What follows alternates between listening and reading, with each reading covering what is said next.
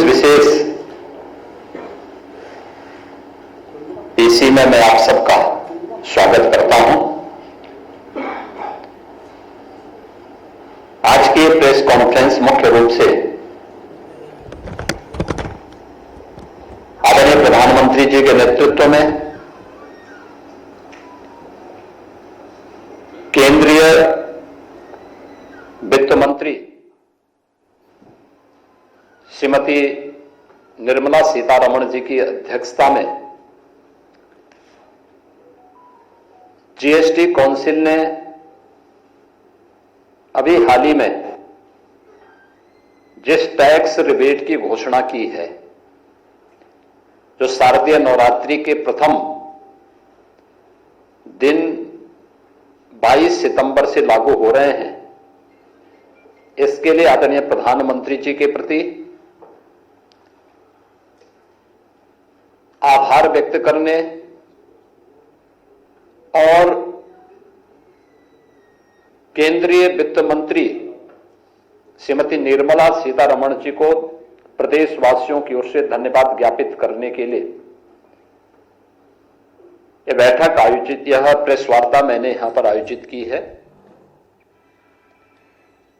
आदरणीय प्रधानमंत्री जी ने देश के स्वतंत्रता दिवस के अवसर पर देशवासियों के सामने टैक्स यानी टैक्स रिबेट के बारे में जो चर्चा की थी और रिफॉर्म के बारे में जो चर्चा की थी, मात्र 20 दिन के अंदर उसके परिणाम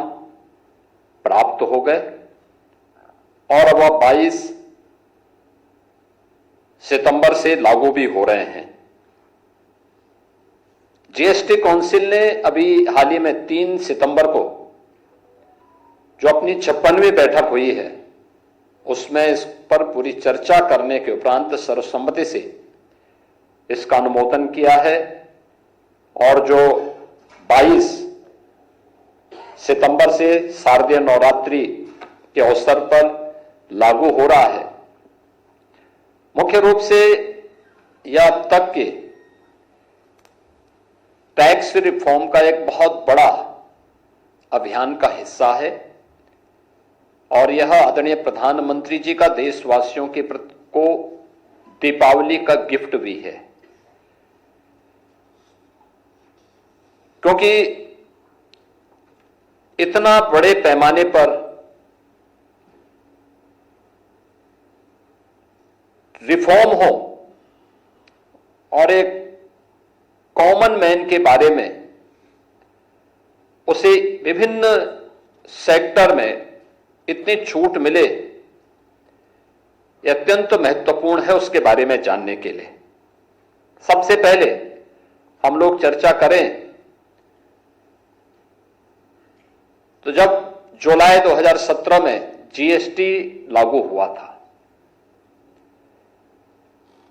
जीएसटी के पहले जो अलग अलग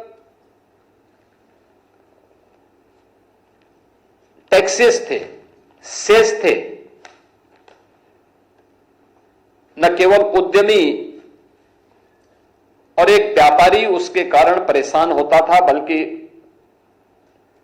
आम उपभोक्ता पर भी और एक ईमानदार टैक्स पेयर पर भी